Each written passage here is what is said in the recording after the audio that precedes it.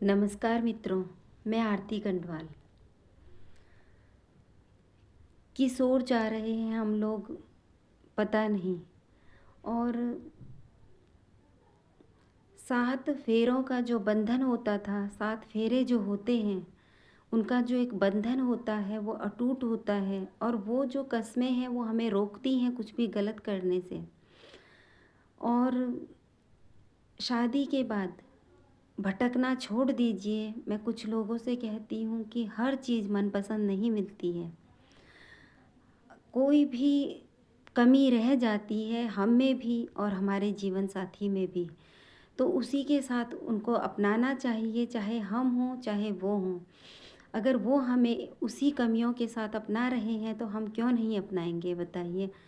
और ये नहीं कि सोशल मीडिया है, चंद बातें कर ली किसी से, अगर आपने हो जाती हैं बातें, मित्र हैं, आपस में कुशलता पूछ लेते हैं। और अगर इस तरह से आप सोशल मीडिया में बहक जाएं कि किसी को पसंद करें और उसी के साथ तैयार हो जाएं जाने के लिए और चली जाएं, बच्चों की परवाह नहीं, पति की परवाह नहीं, पतियों को पत्नी की परवाह नहीं। अधिकतर तो पति कम ही सुन रही हूँ, पत्नियां ही ज़्यादा सुन रही हूँ। क्यों भटक रहे हैं आप लोग इस तरह? जोड़ियाँ ऊपर से बनाते हैं भगवान हमेशा, चाहे वो लव मैरिज हो चाहे वो अरेंज हो, जोड़ी भगवान ही बनाते हैं। लव मैरिज भी, प्यार भी उसी से होता है जिससे कि भगवान ने लिखा हुआ होता है कि उसी से शादी होनी है तभी। तो इसलिए कभी भी अपनी शादीशुदा ज़िंदगी को किसी दूसरे के लिए इस तरह से अपने पतियों को न छोड़िए, अपनी पत्नियों को न छोड़िए, गलत बात है। अपने जीवन साथियों के साथ अम, समझौते कीजिए। और यही कहना चाहती हूँ कि भागिए मत इस तरह से, क्योंकि आपकी ज़िंदगी देखिए, पति के साथ या पत्नी के साथ आप लोग रहती हैं, मैं पत्नी के रूप में ही कहूँगी क्योंकि मैं पत्नी हूँ। तो आप अगर रह रही हैं पति के साथ, एक संरक्षण होता है उनका, एक इज्जत होती है हमारी पति के नाम से, और एक हमें सुरक्षा की भावना नज़र आती है पति से कि हमारे पति हमारे साथ हैं। कोई बात होती है तो लगता है कि नहीं, हमारे पति हमारे साथ हैं, वो सब ठीक कर देंगे।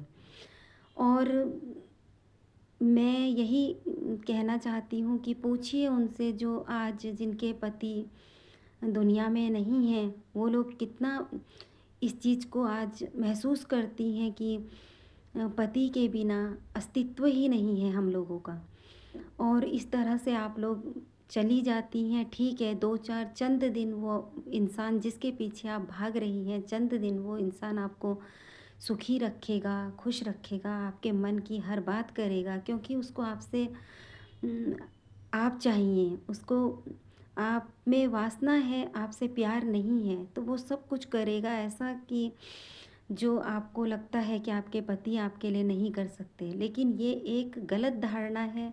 कुछ समय के बाद आप ना घर की रहेंगी, ना आप घाट की रहेंगी। चाहे वो, मैं पुरुषों से भी कहना चाहती हूँ, अगर आप लोग भी इस तरह हैं तो कोई अस्तित्व नहीं है, कोई घर घाट का नहीं रह जाता है, और सब कुछ अपना बर्बाद हो जाता है। और फिर वो रास्ता भी नहीं बचता कि जिससे आप अपने जीवन साथी के साथ वापस भी आ सकें। तो इसलिए ऐसा कोई काम मत कीजिए, इज्जत कीजिए, भगवान के बनाई हुई जोड़ियों की इज्जत कीजिए, अपने पतियों पर विश्वास रखिए, पत्नियों पर विश्वास रखिए, गलत किसी के लिए मत सोचिए। और हाँ, होती हैं बातें, नहीं बनती कभी कभी, विचारों में मतभेद हो सकता है, लेकिन इसका समाधान ये नहीं है कि आप किसी दूसरे में वो प्यार, वो सब चीज़ें खोजें और उसके साथ ही चले जाएं, और उन छोटे छोटे मासूम बच्चों की भी परवाह ना करें, तो बहुत गलत बात है। तो छोड़ दीजिए ये सब, क्योंकि ये जवानी में भले ही आपकी जवानी कट जाएगी, लेकिन बुढ़ापे में आप एक एक चीज़ के लिए तरस जाएंगे, इज्जत के लिए तरस जाएंगे, सुरक्षा के लिए तरस जाएंगे, और बेकदरी अलग हो जाएगी, और सब आपको उसी नज़र से देखेंगे और घृणा करेंगे आपसे। तो इसलिए बचिए इन चीज़ों से, यही कहना चाहती हूँ कि इज्जत कीजिए उस 7 फेरों की रस्म का, और मांग में भरे सिंदूर का, और माथे पे सजी बिंदिया का। गले में मंगलसूत्र का, इन सब चीज़ों की इज़्ज़त कीजिए और यही कामना करती हूँ कि अपने घर गृहस्थी में ही सुखी रहिए और उसी में अपनी खुशियाँ ढूँढिए।